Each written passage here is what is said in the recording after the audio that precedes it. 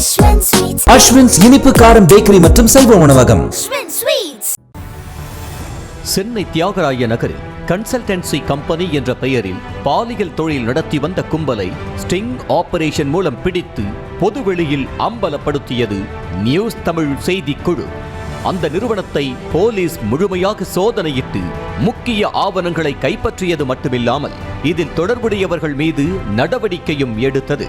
பாலியல் தொழிலில் ஈடுபட்டு வந்த பல பெண்களை போலீஸ் மீட்டது மட்டுமின்றி இதுபோன்று போலியான பெயரில் இயங்கும் நிறுவனங்களை கண்டறிந்து ஆய்வுக்குட்படுத்தி நடவடிக்கையும் எடுத்தது.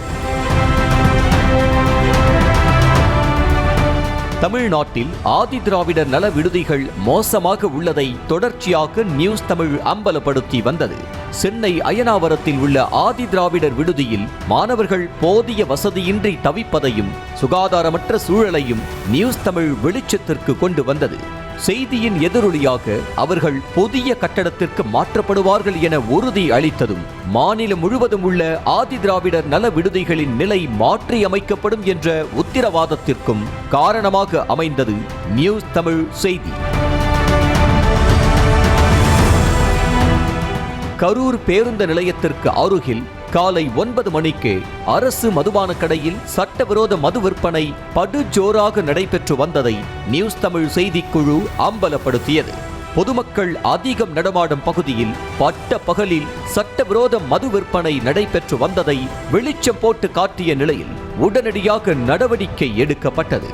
போலீசார் சம்பவ இடத்திற்கு விரைந்து சட்டவிரோதமாக மது விற்பனை செய்தவரை கைது செய்தனர்.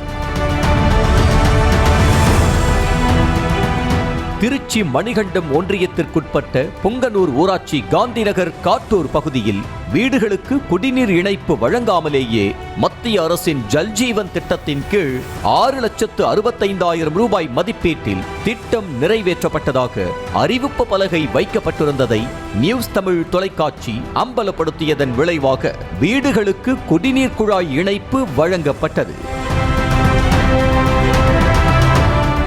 சேலத்தில் சட்டத்திற்கு புறம்பாக செயல்பட்ட பிளாஸ்டிக் கவர் உற்பத்தி தொழிற்சாலையை நியூஸ் தமிழ் செய்திக்குழுவினர் அம்பலப்படுத்தினர். செய்தியாளரிடம் பேரம் பேசி வேலைக்கு ஆகாததால் பிளாஸ்டிக் மூலப்பொருட்களோடு எஸ்கேப் ஆன தொழிற்சாலை ஓனரை செய்திக்குழுவினர் விரட்டி பிடித்து அதிகாரிகளிடம் கையும் களவுமாக ஒப்படைத்தனர். நியூஸ் தமிழ் எதிரொலியாக தொழிற்சாலையில் இருந்த மூலப்பொருட்களை அழித்தும் மின்சார இணைப்பை துண்டித்தும் நடவடிக்கை எடுக்கப்பட்டது.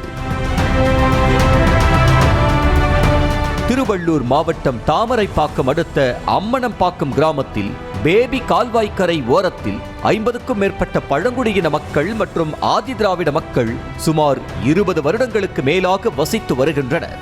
இந்த மக்கள் வாழும் கிராமத்தை சுற்றி தனிநபர் ஒருவர் தீண்டாமை வேலி அமைத்த நிலையில் நியூஸ் தமிழ் செய்தி எதிரொலியாக அதிகாரிகள் நேரில் பார்வையிட்டு நடவடிக்கை எடுத்தனர். திருச்சியில் முதலமைச்சர் கோப்பைக்கான மாவட்ட அளவிலான சிலம்ப போட்டியில் அனைவரும் பங்கேற்கலாம் என அறிவித்து மாணவர்களை வரவழைத்து பின்னர் விதிமுறை என்ற பெயரில் விளையாட வாய்ப்பு மறுக்கப்பட்ட சம்பவம் மாணவிகளை கண்ணீர் கடலில் ஆழ்த்தியது. இதையடுத்து நியூஸ் தமிழ் செய்தி எதிரொலியாக மைதானத்துக்கே நேரடியாக வந்த மாவட்ட கல்வி அலுவலர் மாணவிகள் அனைவரையும் போட்டியில் பங்கேற்க அனுமதி வழங்கி உத்தரவிட்டார்.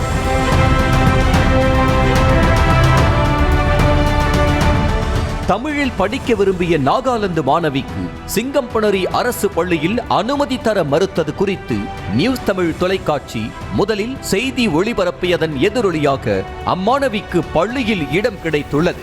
முதலமைச்சர் மு.க. ஸ்டாலின் உள்ளிட்டோருக்கு நன்றி தெரிவித்த நாகாலாந்து மாணவி அக்லா என்பவர் பேரானந்தத்துடன் பள்ளிக்கு சென்றார்.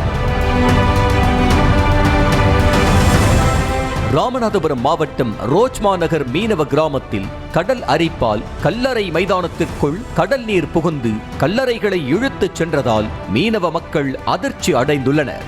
இதனால் கடல் நீர் ஊருக்குள் புகும் அபாயம் இருப்பது குறித்து நியூஸ் தமிழில் செய்தி வெளியான 1 மணி நேரத்திற்குள் சம்பவ இடத்திற்கு சென்று ஆய்வு மேற்கொண்ட அமைச்சர் ராஜ கண்ணப்பன் உடனடியாக தடுப்புச் சுவர் கட்டித்தர நடவடிக்கை எடுக்கப்படும் என உறுதியளித்தார். திருவள்ளூர் மாவட்டம் பொன்னேரி அருகே ஏரிக்கரை மேலே பல ஆண்டுகளாக குடியிருந்து வரும் இருளரியின மக்கள் மின்சார இணைப்பு கிடைக்காமல் பரிதவித்து வந்தனர். படிக்கும் குழந்தைகளும் தள்ளாடும் முதியவர்களும் இருளில் அவதிப்படுவது தெரிந்து அவர்களின் அவஸ்தையை நியூஸ் தமிழ் பதிவு செய்தது. அதன் எதிரொலியாக மின் இணைப்பு தந்து நடவடிக்கை எடுக்கப்பட்டது.